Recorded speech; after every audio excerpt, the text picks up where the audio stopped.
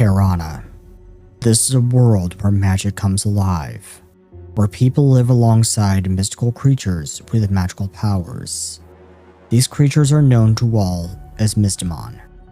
Some fear these creatures, but others imprint them and call upon them to fight by their side. Mystimon are found all over this world, but this world is under siege by forces from beyond and within.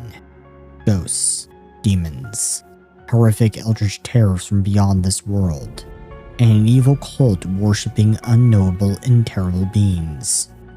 Now, an enigmatic group of investigators sets out to stop these incursions and defend the world from the terrors of the void, as they work to end the machinations of a madman in Mystimon Saga: Hidden Archives.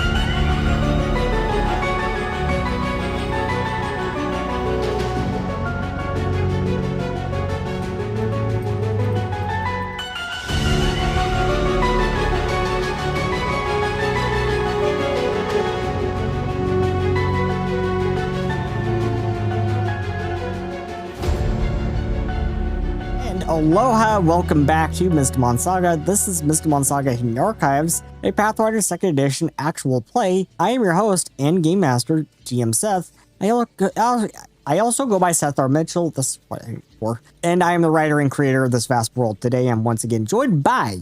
me, Shadow, and I play Rat the Goblin Rogue, and I may Aetos the Galvarin Runesmith. Hello everybody, my name is Twilight, and I am playing as Adolin, the Galvarin Witchfall.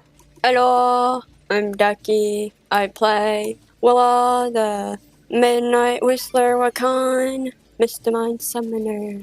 And I am Maritime Kitty. I play Makoto, the Alpeke Animus. And when we last left our investigators, you had just finally, after what I have to say, is the most dramatic battle I have ever seen, the most dramatic scene I have ever seen in Mystimon Saga history. You have finally defeated Xulgoth Alduin, but new enemies have appeared from the shadows. You still have to deal with Graven, and now you know Nyarlathotep has been behind everything, as now a new chapter begins.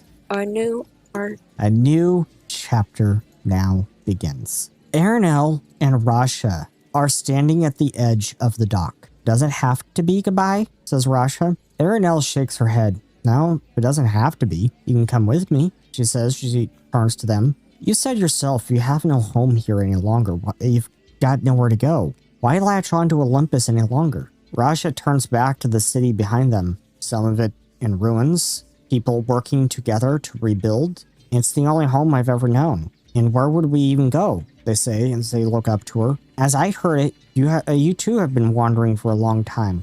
Aranel turns to watch Sarah and Fleur, who are saying goodbye to Muriel. After all this time, I think my cousin and I are on speaking terms again. So I was planning on going with them. Where I go from there, what I do, I'll figure it out, she says. She smiles at them. But it will be easier if I had you by my side. Rasha smirks as they lay their head gently on her chest. You used to not be able to stand me, they say. Aranel rolls her eyes. She holds them close. Well, when you're talking 100 kilometers a minute, she says, but you're all right. And I want you to come with me. Let your home be with me. Rasha looks back at the city, in the trees and forests beyond. Finally, they turn to her. All right, I'll come with you, they say as they look at her. Just give me some time to get my things. Aranel nods, she kisses them, and Rasha runs off to get their belongings. Some time passes by, as Rasha arrives back at the docks, to find all of the ships gone, and Aranel's nowhere in sight. Their heart sinks as they collapse against a beam, tears falling from their eyes. And during the time that Rasha had been gone, getting their belongings, you all have been getting like packed up on the ship and getting ready to go.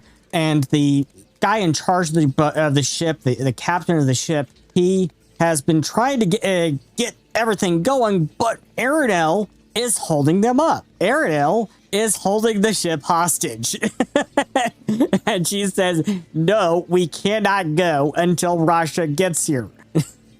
So what all are you doing as Aranel is holding the ship hostage and preventing it from leaving? What all are you doing? I really have no idea what to do. Time to find a Rasha. Time to find him. Time to find them.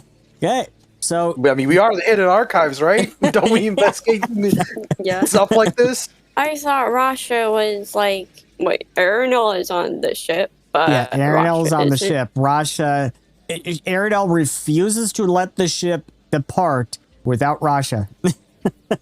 Where is Rasha? It's like, does anyone know where they were seen last? Aranel says we were at the docks. Rasha went to go get her things. Wow. So, Rat and I May, you guys have headed out to try to find Rasha. Makoto, are you going to go try to find Rasha? Do you know where Yeah, sure. she's staying? Yeah, I thought Rasha was Aranel staying. says, I believe they're standing at the wilted tree like everyone. Well, as Clay says, I was just gonna stay on the ship. It's like, oh, I don't think we need everyone going. It's like, I don't think she's missing. She's probably, at the. And all probably of a just sudden, as Crystal comes out, Ember has been like always sitting on Crystal's shoulder, and Ember just bolts off of her shoulder and flies off in the direction of like towards the east. Ember flies off towards the east, towards the other end of the docks, and Crystal runs after Ember. Screaming, Ember, how many times do I have to tell you not to fly off like that? And some time passes as Rasha arrives back at the docks to find all the ships gone, and Aramel is nowhere in sight. Their hearts sinks as they collapse against a beam, tears falling from their eyes. A minute later, something lands on their shoulder, and they feel something pecking at their hair. They look up to see a small red bird looking back at them with big round eyes. And they hear Crystal calling, Ember, how many times do I have to tell you not to fly off like that? As Rat and Aimee and Makoto are running up behind Crystal, running after Ember, and Crystal comes running up to a stop, and you stop just behind her, and she says, oh, Rasha, I don't think I've ever seen you so down. Rasha wipes the tears from their eyes. Well, I've been abandoned once again. Why did I ever think she would like someone like me?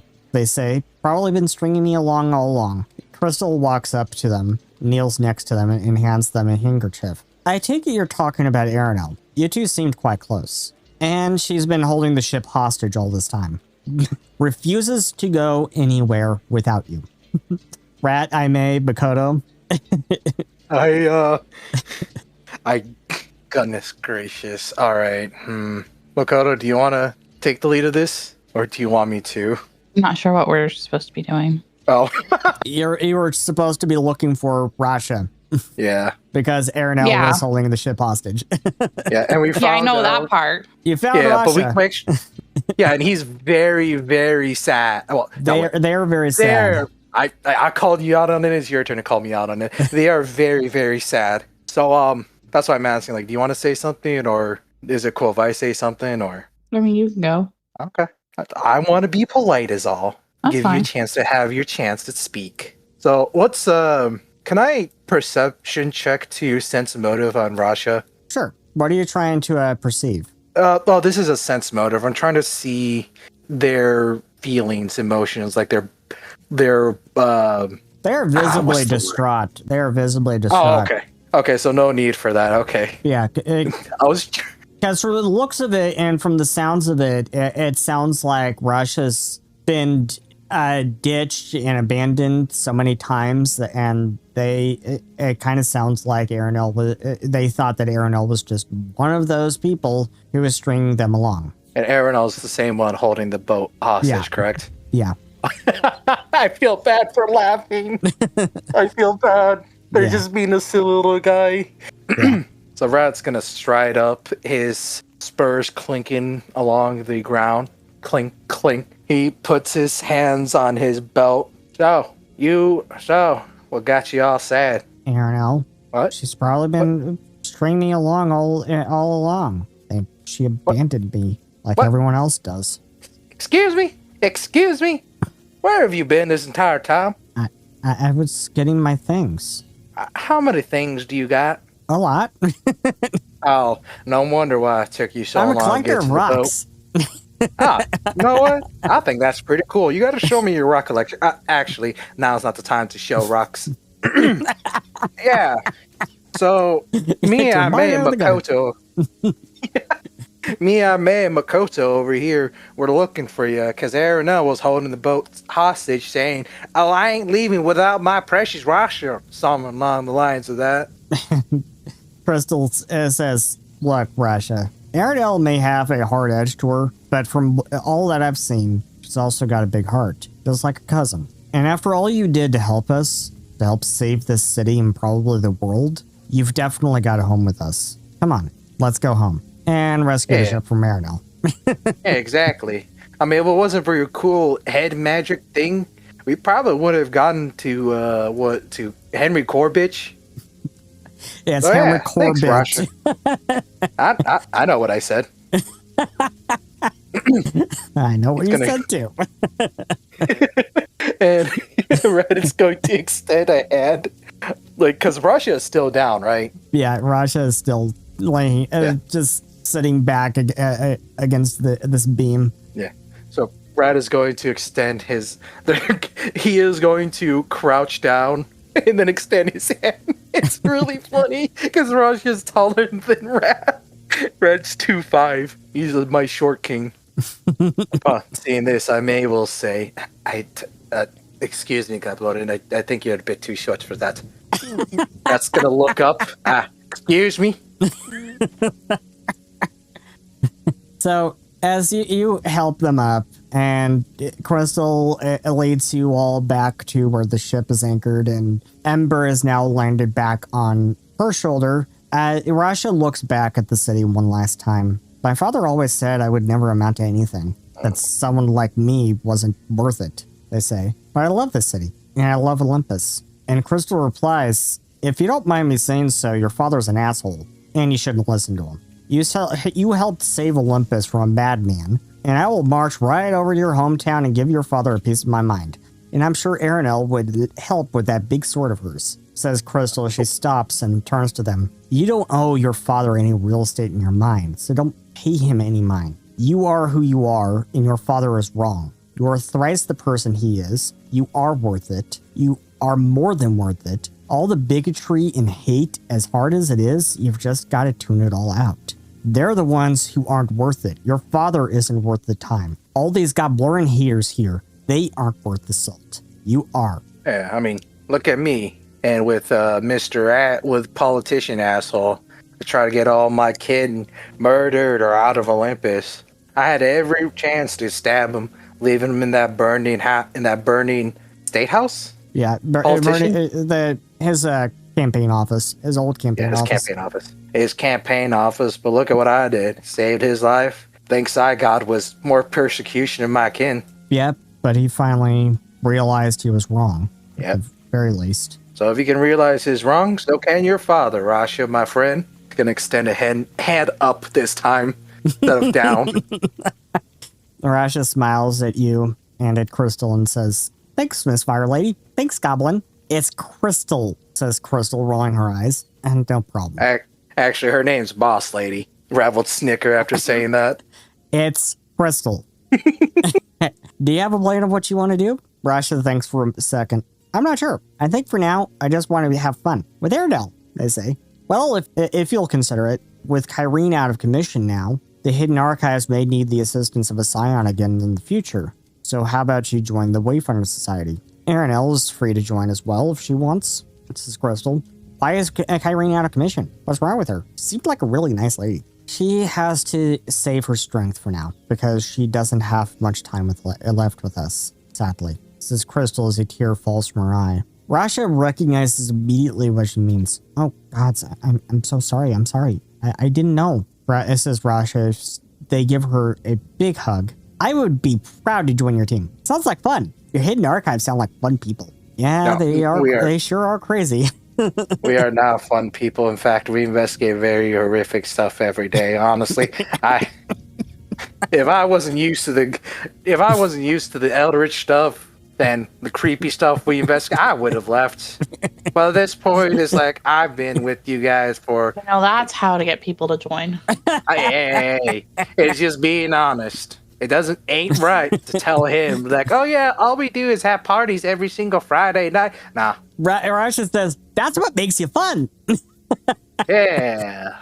You know what? I think I should use a bit more of your mentality. And there's the Rasha we know, says Crystal, shaking her head as Rasha starts running up the dock to meet up with Aranel, who is waiting for her by the ship. Crystal looks out at the horizon, thinking about Xulgoth, thinking about her uncle. I tried. I really tried. Is this audible? Yeah. Or is this in her head? Okay, yeah, I'll let you finish. Audible. Sorry. Apologies. Her mind shifts back to the woman that you warned about, that Makoto warned about, Miss Torwind. Who are you, really? Will we have to deal with all of the remaining undead kings? Hard to imagine she'll stop with just Graven. And what is Graven planning? And just then, Ember takes off from her shoulder and starts flying in the direction of the ship. Ember, can't you just settle down for 1 second? Says Crystal as she runs after the bird. And Ember chirps back at her. What do you mean I'm taking too long?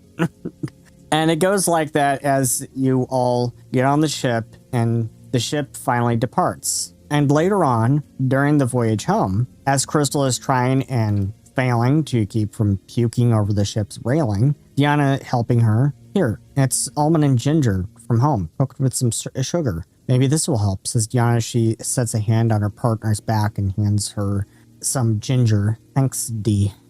I hate boats. It's a ship, calls out Grumpy. Grumpy the bear. I don't bloody care what it's called, bear. And just how many boats or ships do you ever sail on in Celestion? Says Crystal. She turns around. God's Willow, I swear your knack for taking in strays impresses even me. And I took in 3 girls. Well, 2. Still need to get Daphne resurrected. But your point still stands, laughs Diana. She then looks to see Ira at the back edge of the ship. At the aft, I think it's called. Looking out over the ocean across to where Olympus has now disappeared over the horizon. Ira, what's the matter? Ira sighs. Just thinking.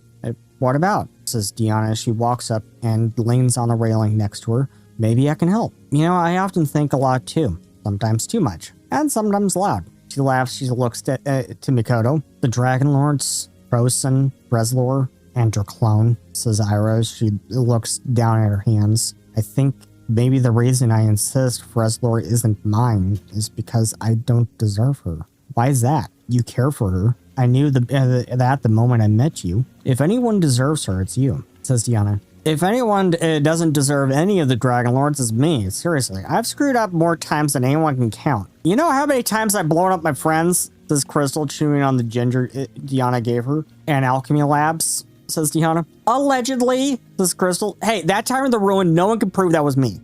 It was your lab, says Diana, laughing. She turns back to Ira, who does not appear to be laughing. There's more to it than that, isn't there? I caused them to fuse. I caused Draclone to appear. Thankfully, it didn't cause any damage to the city or hurt anyone, but says Ira as she starts to cry. That much power is too much for anyone and too much for me. Irene told me to just be careful when I use it, but how would I know when is the right time to summon a beast of that much power? Why entrust that kind of power to someone like me? Ira, says Diana, she sets an arm around her shoulder. For one, I am not sure you are alone. You alone are the only one of the Guardians with that power. I suspect any one of the Guardians could do it. It's just so happened to be you this time, because of your connection with Freslor. and that you ask these questions at all is precisely why you should have this power and not someone else. It shows me you know the gravity of that responsibility, Ira. Luna and Crystal have both raised you well. It takes an enormous amount of responsibility to be in control of such power as the Guardians have. And I suspect each woman who has been entrusted with that power, Crystal, you, Koi, Luna, myself, we were chosen for that reason. D, take your own advice and stop blaming yourself for releasing a murderous beast from the blood tomb, says Crystal. Does I May have a response to that? I may will respond like, but surely I have no idea what unleashed it. So it could be because of you. It could be because of the fact of something completely different. All it's going to be a coincidence. There are multiple factors that you're not incorporating into your theories. Ira just out of nowhere says, can I unimprint a Mystimon? Why would you want to do that? Says Deanna. I want to release Freslor. I don't deserve her, says Ira dejectedly. Ira, think about what you're saying. You love Freslor. I know you do. You care deeply for her, says Deanna. She nods to Irus, who's resting on Ira's shoulder. You clearly care for Irus as well. I shouldn't have any Mystimon, she says. She turns away. Irus looks up at this point, clearly disturbed by this. Ira, starts Deanna as she tries to set a hand on her shoulder, but Ira turns to face her. Your clone it could have leveled the whole city, and it would have been my fault, says Ira. I cannot be responsible for that. I should not have that much power. But it didn't, Ira, says Crystal. It didn't because Freslor's heart and consciousness was still in there. Your clone wasn't some mindless beast. I think Freslor was in control the whole time. And you know, Freslor would never do anything to harm any innocents. And that, I think, is in part thanks to you and her connection to you. She nods to the sky above you all, where you see Freslor flying along with Gaius, Khul-dra, and Galaclone. She follows you wherever you go. Do you all want to interject and back Deanna and Crystal up? Yeah, I want to, but I think I've yapped enough to let my other teammates. We're on the boat now, right? Yep, the ship, Okay. as Grumpy says. Or the shit. Well, I would say that your farm, well, I would tell, what's their name? Ira? Ira, that you form a deep connection with Mystimon, and you should trust that you should trust them, because they'll trust you, and it's like, as long as you have each other's trust, you shouldn't give up on your Mystimon. Okay. Willow, you can make a diplomacy check. Does anyone else have anything to say to add? Willow release something more dangerous into the world. Okay. Makoto, make a diplomacy check. Let's go. High. It's not going to do well. Hey, we got a 9, I believe. Oh, no. So Makoto rolled 10. Willow rolled a 20 on the die for a total of 40. And Ira seems to listen to you, Willow and Makoto, and says, I guess you're right. And Crystal says, hey, that ginger stuff really worked. Thanks, D. Now, if only I could overcome my other issues with boats. And Grumpy yells back, it's a ship. Ignoring Grumpy, Deanna asks, what's that? I can't swim. And ever since that boat wreck I was in with the tribunal a few years back, let's just say right now my heart's racing and it's not you doing it, says Crystal. Hey, think they have duct tape on this boat? I'd like to practice some bondage on a teddy bear. Willow looks at Grumpy. It's like, oh, hey. It's like, long time no see. I haven't seen you in so long. Yeah, scoffs. On second thought, maybe you should lay off that ginger. Ira giggles for a moment, then catches herself. Deanna smiles. I saw that. Ira rolls her eyes. They say you can't choose your family. Well, I chose this one when I stole Crystal's purse, she says, and I couldn't be happier. It led me to Kauai. As the party arrived in Emerald Port, Khul-dra parted ways with the party, with all of you, promising to take the black crystal that Enoch found and was playing with like it was a toy of some kind, but it was obviously not a toy. He promised to take the black crystal to Gothica and report back to Crystal with anything that he learns. His parting is relatively amicable and on friendly-ish terms. Does anyone have anything to say to Khul-dra before he departs? I do. I didn't know you long, but it was a real pleasure working with you. The same, Bukan. I'm gonna miss you, big guy. Especially that shield. You protected me during my rants against Henry Corbett, and you know what? I appreciate that, pal. He's gonna tip his hat towards Khul-dra. May whatever you find bring you luck. And hey, if you ever got a ghost problem, let me know. I drop whatever I'm doing, I head my way towards her. Actually, never mind. I might get killed on the spot. Fucking idiot. Makoto Good luck with your mission. and Ada? Yeah, well, I don't really have much else to say besides, not despite the little bit of time that we were together in the same group for, it was always nice to have you around as the impromptu voice of reason amidst the bunch of chaos that we tend to get ourselves into. I just hope for the best for you. I as well. And Khul-dra departs. Bastille is silent on the way back to the ranch, and has been silent for the next few days. A few days later, however, as Ira goes up to get him from his room as usual, suddenly she finds the room empty. He's gone. All of his belongings are gone as well. As you search the ranch for him, you find a trail of tracks leading to the fence line where they stop completely. You never hear from him again. Ira is visibly upset and disappointed. And so, Let's hope that wherever he went, he had safe travels. yeah. I'm now going to pass the time over. I'm going to pass the month over to, it is now the 20th Ranu. It is towards the end of the year. And what have you all been doing over the course of that month? We will start with Rat and Aimee. Oh, dang, okay.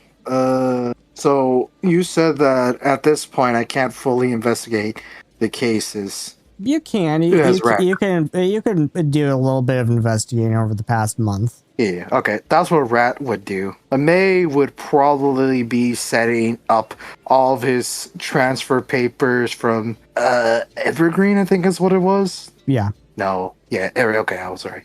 From Evergreen. From Everglade. Yeah, Everglade. Thank you. I can't remember if it was green or glade. Thank you for correcting me. Yeah. Yeah, Everglade, setting up all his transfers up, all of his academic achievements and stuff like that, so that he can be a professor and help out Lorena Gray with the Eldritch theories. Yeah. And Rat is doing investigating during this time. Yeah. I mean, we are detectives. Unless that stuff is gone. Once we set up the Almahna Academy. Not at all. Oh, okay. So, Makoto, you're next. What has Makoto been doing over the past month? Wrote it down. I don't know what I said. You said... It's lost in all the chatter in chat.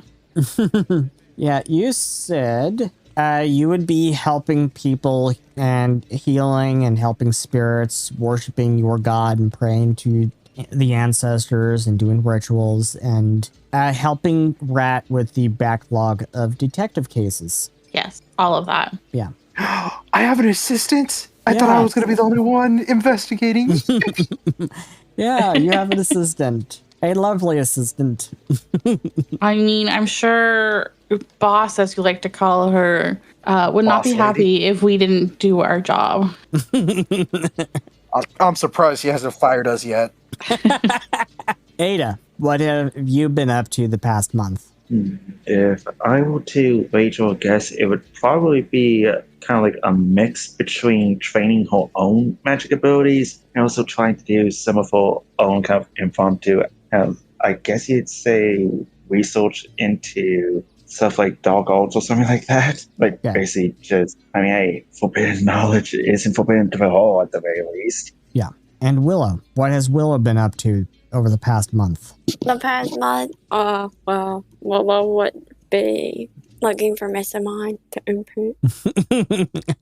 Okay, let's go ahead and open our wiki. Let's I have a question. So, am I allowed to do 2 things, or is it just only one thing during this Yeah, time? you could go ahead and do a couple of things. I mean, you've got a month here of downtime that you're dealing with. Yeah, I also would like Rat to also imprint Mystimon as well. Yeah. Alrighty. You got 2 imprinters what on was you. that one? Some variety. What was that one? Thing I remember. Reaper. Willow would want to like look at. That's a part of the case, right? I think. Reaperess? Yeah, that's a part of the case, right? Yes, it is. Okay. Willow would try to investigate that case too. Oh no. Oh no. Oh no. Oh no. Yeah, Oh, literally. no. And here lies Willow. Nothing new there. Yeah. Nothing new at all. You know what? I just realized I still need to go talk to Kawaii to fix up my relationship with my Qualapolic. What forgot that. What happened with them? Just realized there's a lot of things I need to do other than investigate. Oh no, never mind. So yeah, I can investigate, imprint Mystimon, and have a couples counseling with my Mystimon. Don't remind Willow of that. Yeah, Qualapolic, yeah, they hate me. No, don't remind Willow of counseling. You're all taking counseling tests There it is. anyway. There we go. That's what I was looking for. Willow, you head out into the wilderness around southern Almahna to track down an imprinted Mystimon. You may attempt a normal, hard, or very hard DC Arcana, Occultism, Nature, or Religion check appropriate to the Mystimon native in the region that you were in. It is going to be a hard DC. With a -1 circumstance penalty or normal, hard, or very hard survival check with no penalty to track Mystimon of any type. So, here's what I'm going to do. Level-based DCs. Here's going to be a hard... For this, what did you say I can use? With a -1 circumstance penalty, you can use Arcana, Occultism, Nature, or Religion, appropriate to the Mystimon native to this region that you are in. It is going to be Nature or Religion or Arcana. It could actually be any one of those, really. So just pick one of those, but that would be with a -1 circumstance penalty. If you don't want the penalty to track Mystimon of any type, you can make a survival check. So you have a couple of options there. And I have the DC in mind. Survival check. Okay. You managed to spook off all but the most common creatures in the area.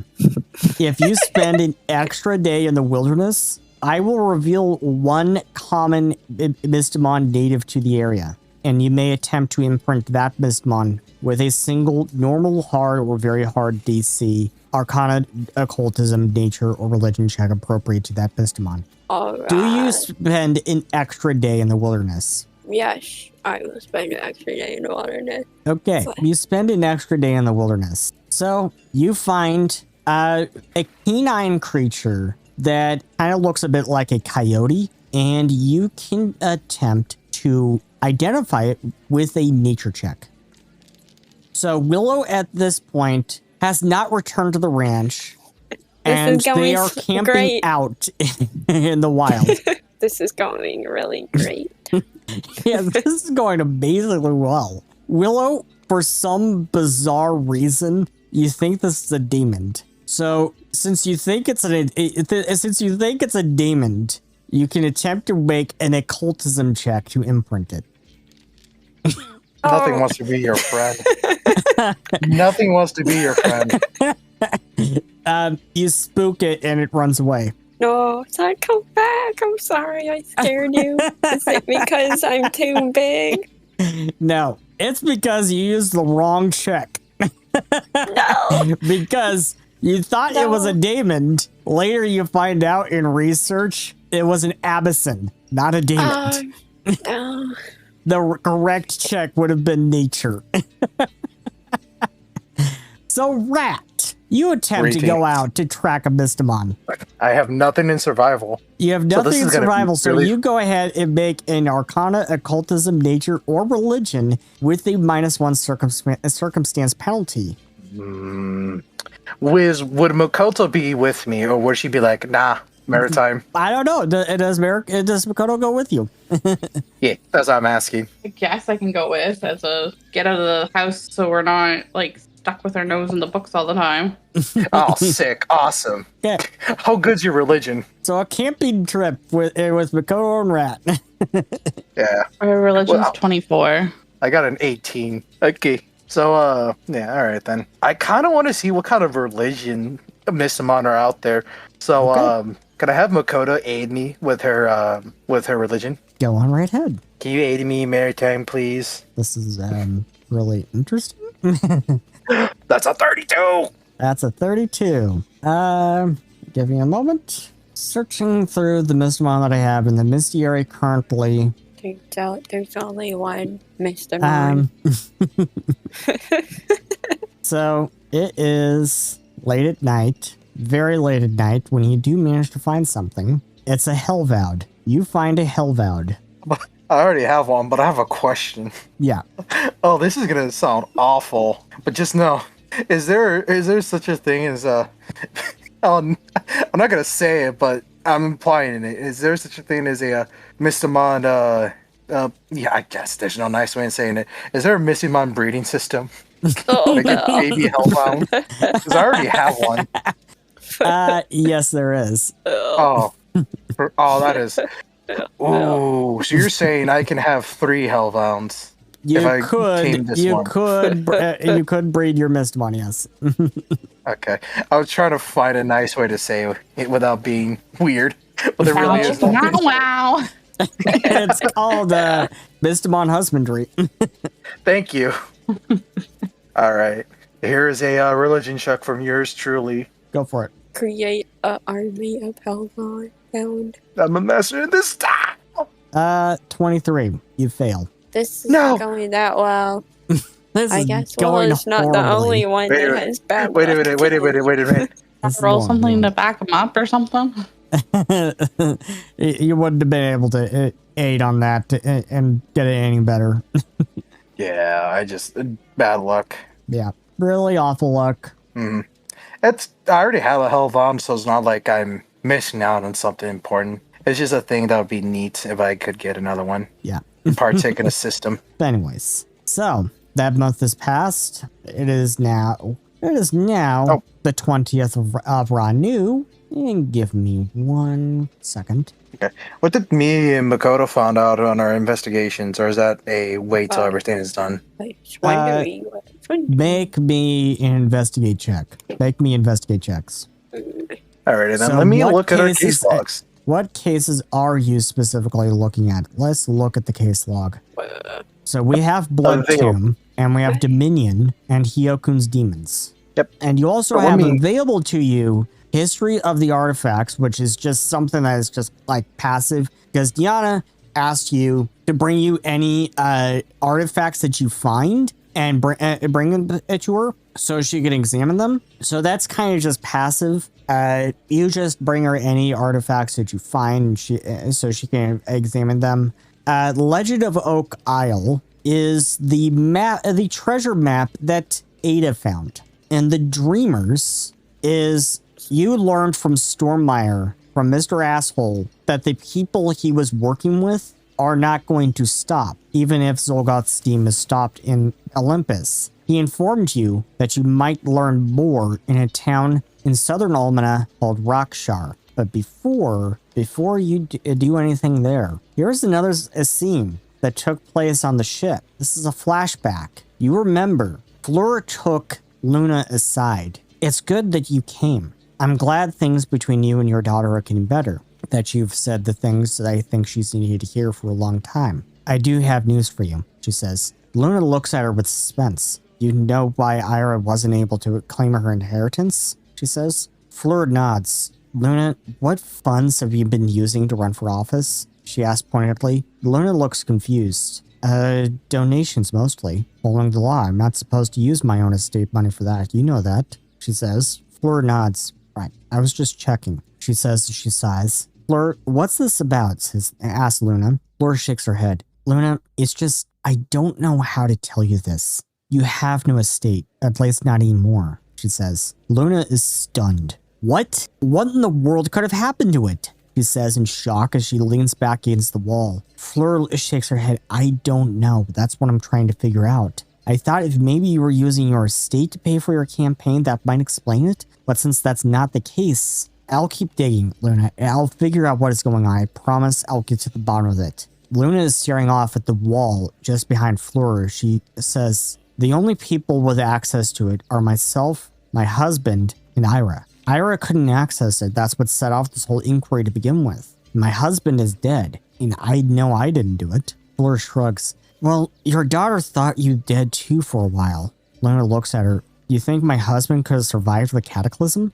I really don't know. I still need to match dates on exactly when it was last accessed. There were some anomalies I'm trying to figure out as well, says Fleur. Anomalies? Like what? Asks Luna. Well, some unusual purchases. Like, for example, a Nightmare Realm lexicon or something of that sort. Not the sort of thing I think you would, says Fleur. Wait, did you say lexicon from the Nightmare Realm? Yeah. Why? You know something? Says Fleur. Keep digging. I'm going to do some digging of my own. There may be more to my husband's dealings than I thought. Say nothing of this to Ira if you'd please. I would like not to shatter her image of her father until I am certain, says Luna. Right, of course. Fleur says, still confused. Do you think your husband was working with Xulgoth? Luna turns to walk away. I don't know for sure. I hope not. But if we are right, he's going to thank the stars he's already dead. For I would have killed him myself, she says. She looked and turns to look at her. Keep Sarah close. Keep her out of trouble. Fleur laughs. Sure, of course, but Sarah isn't that stupid to work with a madman. Besides, she has reason enough to hate him as much as, or even more than anyone. Perhaps, but I once thought my husband wasn't a fool either. However, it may provide a window into the inner workings of the Scions of the Void, so he might just be helping us from beyond the grave, says Luna. How do you figure? Luna stares off into space for a moment, as her brain works out the pieces of the puzzle. You might want to rope the hidden archives into this at some point as well. Looking at their previous dealings with them, and with Xulgoth, they've long suspected a connection with the nobility class of Almahna. There was the case at his castle where he invited nobles from all over Almahna to a gala. But what if the connections they were looking for were financial all along? I think they might be best to make such connections, if they indeed exist. And with that, Luna walks away, leaving Fleur confused. Fleur brings you all in and explains all that she discussed with Luna to you, relaying everything that she had said and making certain that Ira is nowhere near to overhear. When she's finished, she asks you for your thoughts on the matter. Thinking about it, I think Luna is right. To run such a large organization, and we really have no idea how large this cult really is, or how much of it will be able to operate without Xulgoth, or if it really even needed him to begin with. But it would require funding, a lot of it. Where could that funding have come from? She says. And she points out that Xulgoth appeared to have connections to the nobility class. Perhaps they have connections to her opponent. I don't know much about him, but I do know he is a noble of Almahna. I cannot begin to claim that I know anything at all of the nobility class of Almahna. What I do know is politics. They are against everything that she and Calrune stand for. Is it really out of the question for them to throw in with even a madman and a cult worshipping eldritch beings? So what do you all think of this matter? Sounds to me that either Xulgoth this entire time has been... Actually, wait a minute. We do know that. He was a puppet. He wasn't like the main guy. Well, hold on. How do I explain this properly? He was the main guy at face value, but he wasn't the main guy pulling all the strings in the background. That's what it sounds like to me. Yes. Considering the fact that, all the money has to come from something. But what we can tell, Xulgoth is a noble, but he's not that high up, right? Unless Crystal's lying to us. He's a pawn, is what you're saying. Not a pawn per se. It's just that he was a cog in the machine. Not a pawn, but something to have us focus on him. Because remember, at the time of Olympus, there were multiple things going on. Xulgoth and his cultists attacking Graven with his skull, with his skulls coming in. It's basically a distraction. That's what it sounds like to me. What does Ada think? What does Ada think? Ada, are you there? Yes, I'm here. Yes, I'm just trying to think things over about this. Makoto, do you have thoughts? I think the same with Rat, that there's like something like a bigger picture or something. Yeah. Flores, what of Lord Stormire? He told you that there was more of these Valen drones still unaccounted for, right? He told you that they were sent out across the world. Said something about the Dreamers, whatever he meant by that. He also warned you that even with Xulgoth gone, they weren't going to stop. There's still so much we don't know. Still so many unanswered questions. By contrast, when Morpheus was killed, it was easy work dismantling the Order of Cataclysm. But then Aranel comes in along with Arasha, but the Order of the Cataclysm is not gone. Not by a long shot, says Aranel as she walks into the room. After we found that symbol at Stormire's old office, I did some digging of my own. And she tosses a dagger on the floor with a hilt in the shape of a red dragon. One of their generals and contingent of soldiers under his command, they escaped. They've been continuing to operate for a while, it looks like. And they have a beef with the Scions of the Void. I got this off of one of their general's goons. I made him sing. He said that if you leave this dagger in a tree in the place that Morpheus died, they will contact you. They may be willing to help. The attack on Stormire was really to get you looking into him more. They hoped to get your attention. You missed it entirely. Right under your nose the whole time. Literally. You know Vrox stink more than the swamps they hail from, and yet you failed to see it. Vlor sting, you morons. He was in with the Order of the Cataclysm. He was literally using this knife in your fight with him, I may. How didn't you see it? Well, my excuse was I just arrived at Olympus. I had no parts with the hidden archives. Anyone have any other response? Well, wait, are we responding to what, like, I'm not... So, what Aranel just said. Oh, yeah, what Aranel? Aranel just said. So let me break it down for you guys. So essentially, there was a big clue, and we missed this big clue. Well, That's why I was laughing like there? crazy. Yes. Yeah. Oh. Yes. Yes, we all were there. Oh. We all just weren't paying attention. And that's why I laughed like crazy. Well, I'm confused. we were a bit preoccupied with a battle. Hey, I mean, the Peanuts were really very good at the Olympus Academy arena. So maybe that's why I was paying attention. I really don't have a good excuse for that. Aranel shakes her head. He said that however much they hate the Tribunal, they hated Xulgoth more for betraying their big bad master Morpheus. So since you helped on that front, they'd be willing to help you out with dismantling the rest of his network. So it sounds like you may have an ally. That would be really great.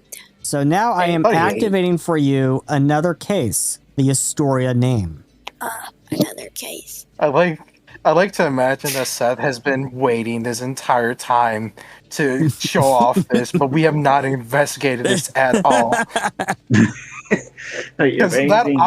Joko's forced investigator second. We don't really have time to investigate. Everything was going so fast that there wasn't really time to even do anything. No. We had time to investigate back then. This was before we were all just swamped with a bunch of stuff. We had the time to investigate this. We just didn't notice. Yeah, that's was before you like came crazy. in, Makoto. This was before you came in.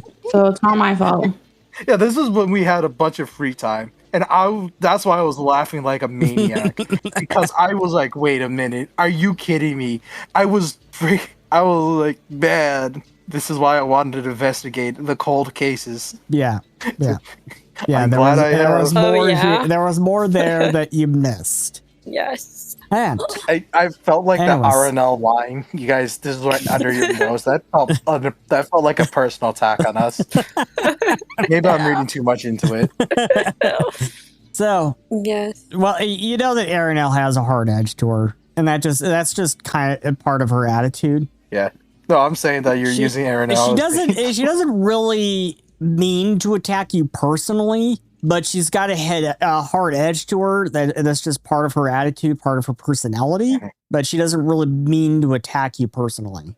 So the council election takes place on the 35th of Endora. And They have more than 31 days in a month. yeah, so there's a lot more than 31 days in a month. So for Zalamba's representative 1st district, Elsa Anair was running against Osramdu Simbis. Who did everyone vote for Zalamba's 1st district representative? What are their values? Like, what are they all promise? Elsa Anair is like your favorite character. You know Elsa. I know Elsa. What? I remember Don't know her. anybody. I don't know. So, fun fact: Elsa pretended to, and Rat pretended to be a couple to sneak inside an area. Oh, And I failed, and I now want to will save and be like, oh hey, I don't like this character. I now want so Rat has a small crush on her. oh. When I say small, I mean a big crush on her. So yeah, Elsa yeah, has it's Rat's vote all probably the Elsa. way. Yeah, I Rat's know. vote has Elsa's.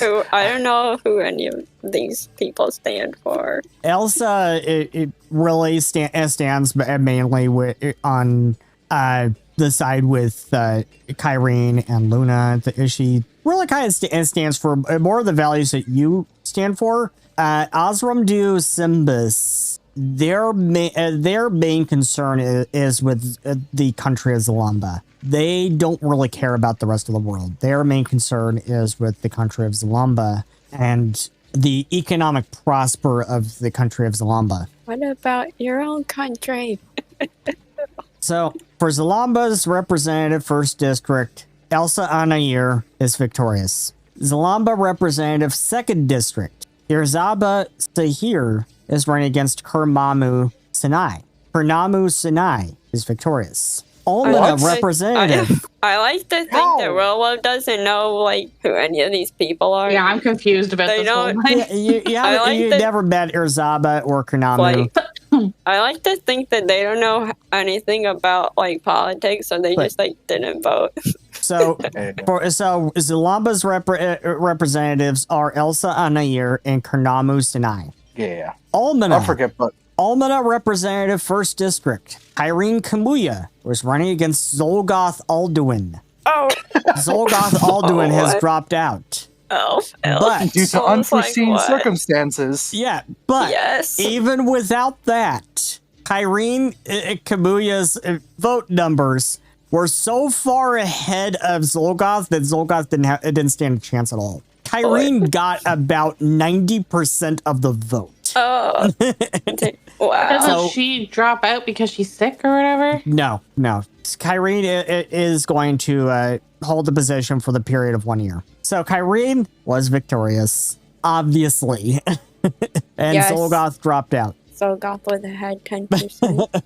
So Almahna representative 2nd district, Luna Astoria, was running against Alvarine Astir. This was a very, very close fight. Very close election between these two nobles. But in the end, with 51%, Luna Astoria won. Wow. Wait a minute, isn't that the person that? That's the person. No, wait, That's Irene. Ira's mother. Yeah. That's the person that was just there Yeah, that was in the talked to like us. scene. Yeah. Yeah, pretty that- sure. Oh, okay, Yeah. I'm glad they won then. Yeah. Oh, wait a minute. Quatrica Islands representative, 1st district, Flora Aurora, running against Vincine Hoppersley. Flora Aurora is victorious. Quatrica Islands representative, 2nd district, Percy Yudlin, running against Jean Tallier. Jean Tallier is victorious. Olympus representative, 1st district, Lady Sarah Fiore, running against Vincalmo Stormire. Kind of want Stormire to win. Oh. Please win, Stormire. I believe in Like, you. Stormire. You got the redemption arc. You can win, please. We believe in you. Lady Sarah Fiore wins. Oh, no. No. And But Vincalmo understandable. Stormire in the fierce fight between Lady Sarah Fiore and Vincalmo Stormire for 1st district of Olympus. Lady Sarah Fiore is victorious and elected. Vincalmo gave a very remorseful and welcoming concession speech in which he congratulated her on her victory and promised to work with her for the greater good of all who call Olympus their home, big and small. Oh, That's my fucking goat. That's my goat. We love the redemption arc. yeah. We love the It's better redemption than arc most here. politicians who just say true. that it's, So, fake. Oh, that's sweet. yeah, in her victory speech, Elsa Anayir made a comment about how winter has come to Zalamba. This one is sorry for the cold shoulder toward her opponent. In the Corsica Islands, Fleur Aurora is victorious and elected to the 1st District. After the election, Fleur has changed her name. Adding a hyphen, she is now Fleur Aurora Ariane. And she says, before, I didn't feel too great about taking her name or making her take mine, because I felt as though I hadn't earned that right. But since being my father-in-law, and since Sarah finally was able to make peace with her family, I finally felt as though I had earned my place in her family. Olympus representative, 2nd District. Sarah Leond Gare versus Carrie Carmine. You had actually met Carrie Carmine.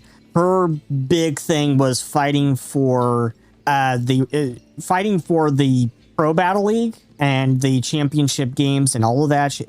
All of that with the championship games and the Pro Battle League. She was fighting for that and running on that premise because the Pharaoh, he has Stormbreak has a thing against the Pro Battle League and had actually outlawed the Pro Battle League in Almahna. And so the Colosseum has sat largely unused for the last few years. Harry Carmine wants to bring the Pro Battle League back to Almahna. Yes. Harry Carmine wins. Right. Yes. Yes. You're in my vote. Let's go. Highwind Let's Representative 1st District. Mermin Threller versus Thurgon Lonhin.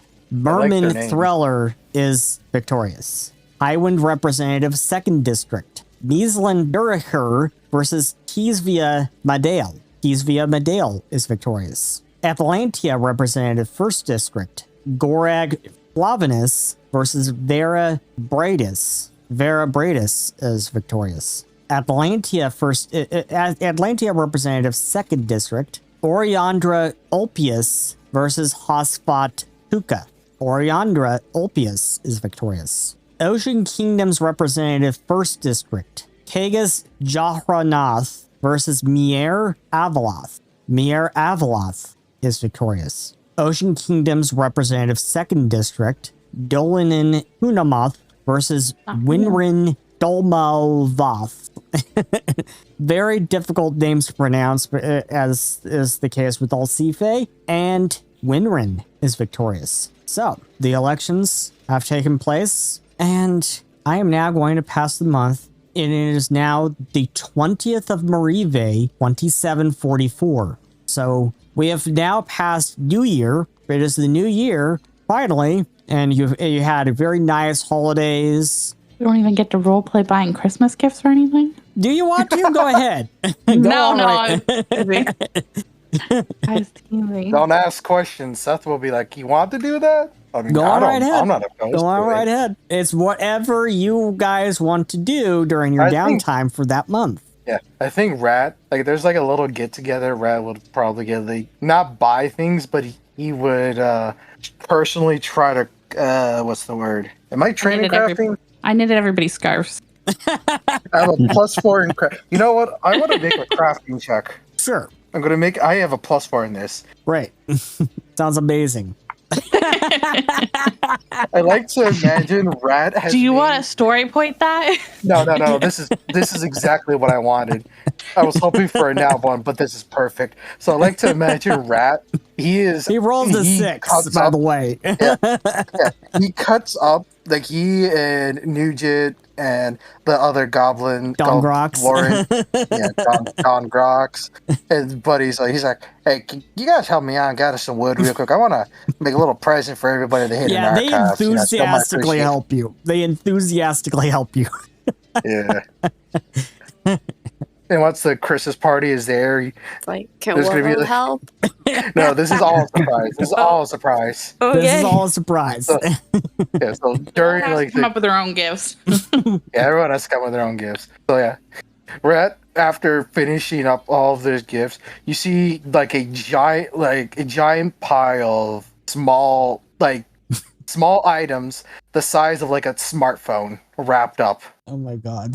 When it's time to exchange presents, like everybody that is part of the hidden archives, he will give them a present. So one for Makoto, one for Ada, one for Willow. And if you guys unwrap the gifts, you'll see the most worst like wooden stick figure of all time.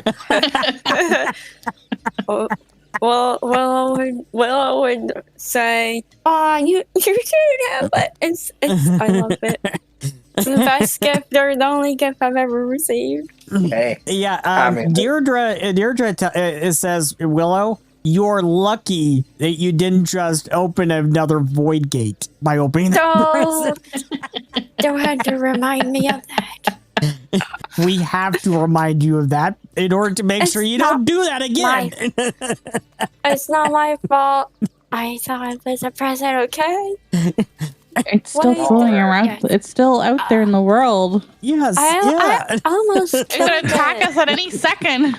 It almost died, okay? I almost killed it. But you didn't. Sure, that's the point. It's still floating around. It ran away. It obviously knew that it was about to lose. Didn't run. It floated away. It floated away. It's just floating away because it lost interest. It was like, this thing is too easy for me to kill. I'm gonna go look for something else.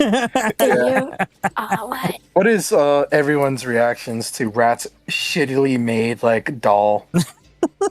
Willow loves Like it is. it. It's I told you, Willow loves it. It's the only gift I've ever received.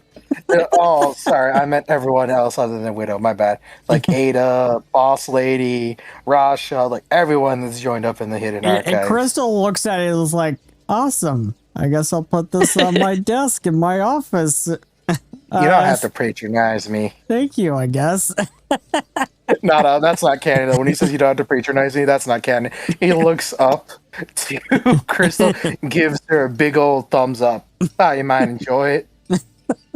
Deanna always said I'm going to need some decorations for my office. She said my office at the tower was sparse, messy. It's I try also to messy give because it of Bagmore. Unfortunate. And now I try to put. Oh, I thought it was because of all the flowers that Kawhi puts everywhere.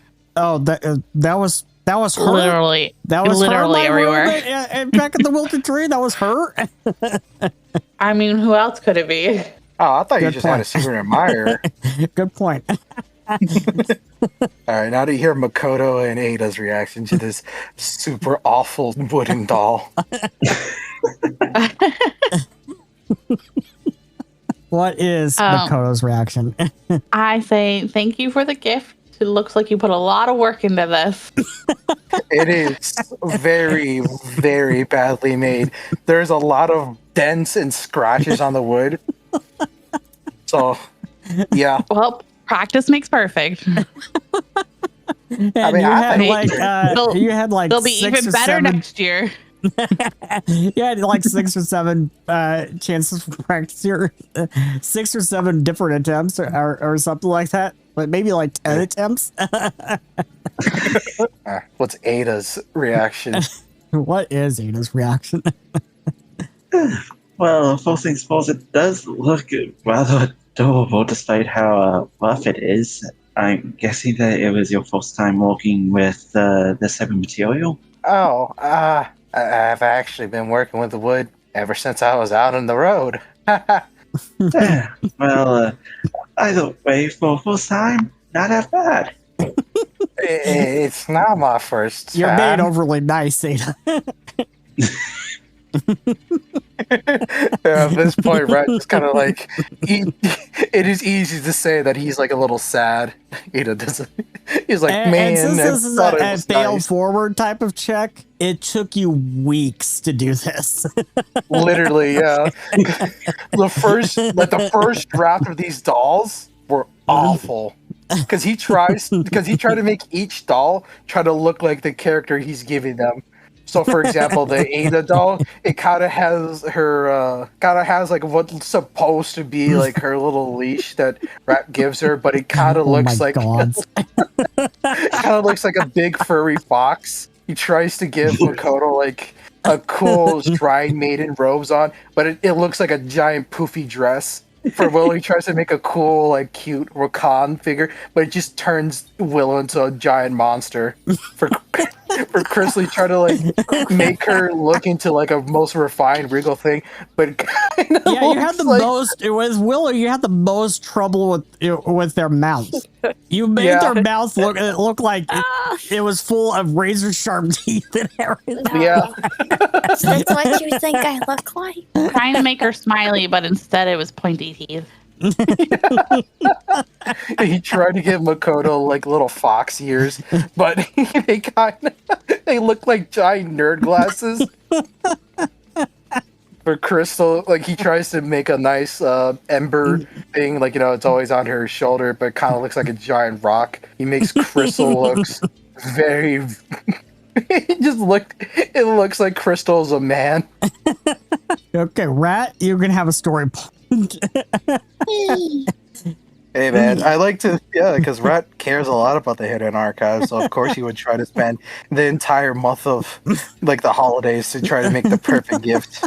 Well, by the way, for May, he gives him a figure that looks, it's like his face is just his hat. And so when he gives this May just looks at him and is like, is this all I'm really enough? Is this just for my... Is the hat really that big? He looks up to his giant wizard hat. It's not that big, is it? Everyone, is it that big? He's starting to sound very self-conscious. Crystal shrugs. No. I personally like your hat. I mean, I was told that this was very in fashion, right? Is it not? Do I look like I know what's in fashion? I mean, I have a question. Does Willow wear no clothes? Willow wears clothes. They wear like basically like I don't know. I say they wear like a trench coat basically. That's how I describe what they're. This entire time, I thought Willow wears no clothes. I thought she wore nothing either because it's just a big, like a bear. They like wear clothes. Bigfoot. They wear like Bigfoot. wear clothes. Bigfoot doesn't wear clothes. Well, I was gonna say. They only Bigfoot to wear clothes. Willow can't just wander around the city without clothes. Willow, you have a really awful time trying to find shoes. Yeah, they don't wear shoes probably. She's trying to blend in and wear clothes because she's never she's trying to blend in with human society, and everybody's just looking at her like she's weird. Well, when they first came in, Because she's got clothes. When Willow was first found, they didn't have any clothes on. No. Yeah. but you have no shoes on because you have the hardest time finding shoes that fit. Yeah. Well, has no shoes and basically wears a trench coat everywhere. What about you, Adolin? Is my hat the only thing that about my personality? Right? I have other moments, right? Like my runes, right? May is like self-confidence is being shattered. Willow puts their big furry like paw on her hand, paw hand, whatever it is, on a man. They say, what? They're like, don't let it get to you. It's like, don't let it get to you. You look very good in that hat. Just dejected, and he just falls on his hands and knees. Look of shock in his face. The sun beats down on the tropical island as the salty sea air breezes past. There on the shore stand Crystal and Diana along with a floating orb, Daphne the ghost star. So this is the place, says Diana. Crystal nods. This is where I came when I was looking for a way to resurrect Hanwin. Little did I know he was actually alive. Bastard. I got through all that trouble and he was alive the whole time. Where is he anyway? I heard he came with you and Koi back to Almahna, asked Diana. Crystal shrugs. Around somewhere, I suppose? I'm not really sure. He makes a habit of disappearing. A lot like Calrune. He laughs. I haven't seen him in so long. So how does this work? Asked Deanna. Is there a cost? Crystal shrugs. Make a prayer to a god? I don't know. I know this is the location of the Mother Crystal, says Crystal. As for the cost, I didn't get that far. All I know is there's supposed to be some guy there that we ask about it. They both stand at the threshold of a doorway carved into the side of a cliff, with 2 pillars on either side. Finally, they step inside. Inside it is pitch dark. Little wonder I would meet you here, says a voice from the darkness. From the darkness steps forward a very old man with a flowing white beard and gray hair. Long time no see, young Crystal, he says with a smile. Crystal looks stunned. Arthur? What in Tehran are you doing here? Where have you been? We've been looking for you for ages, she says. She rushes forward to give the old man a hug, only to pass right through him. Arthur smiles back at her. I appreciate your concern, but as you can see, I am long gone from this world. Now I guard this entrance, he says. He looks in the direction of the ghost star hovering behind Deanna. It's quite all right, little one. So you are the one Crystal wishes to bring back to the realm of the living. Tell me, dear Crystal, why do you wish to bring her back? Are we going to just skip over the fact you just told me you're dead and I'm now talking to a ghost? Says Crystal. What happened? How in Tehran did you, an immortal, die? Arthur smiles as he turns to her. There is a darkness, young Crystal, that you need to be aware of. One that I feel you are already well aware of. I was in fact murdered, but I have no memory of such at all. I merely guard this place now, he says. He motions to Daphne. Now, why do you wish to bring this girl back? Always right to the point. We wish to bring Daphne Norris back so that she may have the life that she was robbed of, says Crystal as she walks over and beside Deanna. In life, she made a terrible mistake, one that she was forced to due to the cruelty of other kids her age. She has since recompensed for her crimes, and I believe that she should have the life that she should have had. And who will guide her to ensure that she never makes that mistake again? We will, together, says Deanna. We wish to become the girl's parents, to adopt her. 2 mothers. You are very lucky indeed, Daphne Norris. Come forth, little one. I have no wish to harm you. Slowly, the ghost star floats out from behind Crystal and Deanna. Shy one indeed. Do you understand, little one? The chance you are being given does not come lightly, says Arthur. Normally, there would be a whole trial and all that, but I am very tired, and I have not had my afternoon nap yet. But also, I already know Crystal. I know her heart. You have a chance of a lifetime, little one. Not only are you being granted a new life, but you also have parents this time around. You will not be going back into that orphanage this time.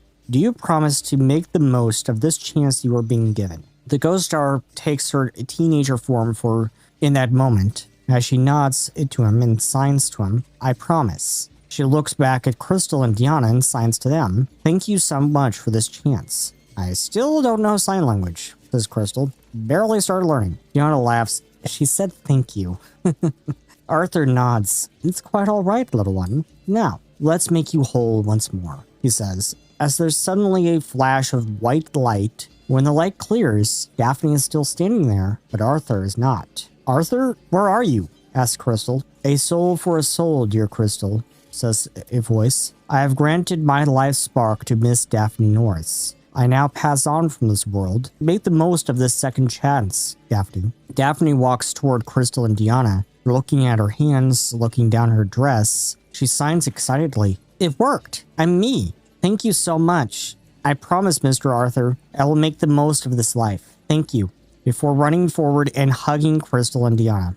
As the 3 are leaving the chamber, Deanna stops, her eye caught by a series of hieroglyphics on the wall. A soul for a soul. Only with a soul freely given will life be restored to another. So even if Tanawin was really gone, and I had come here to resurrect him, it might not have worked, says Crystal, Arthur's final gift to us.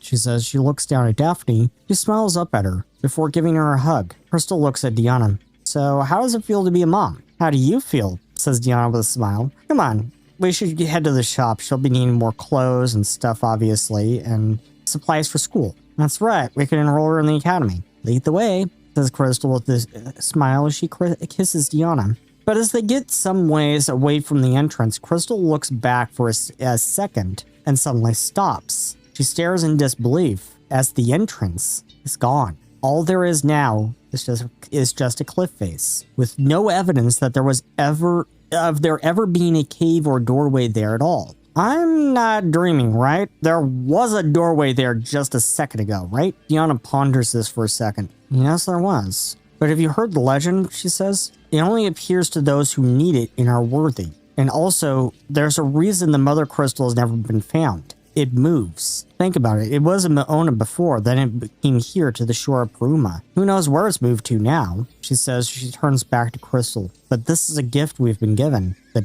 Arthur has given us. I hear Sarah's already started the paperwork. Right, she's cooking a few things. How does a 13-year-old girl just suddenly appear one day? So, Sarah's cooking the books a little. Then we have some papers signed to make the adoption official. I thought she was a ranger. Where did she learn to do all that? Asked Deanna. Where else? Her sister. Harry was quite the forger, says Crystal as the family continued down the shoreline. And her cousin was an assassin at one time. Quite the family dynamic, laughs Deanna.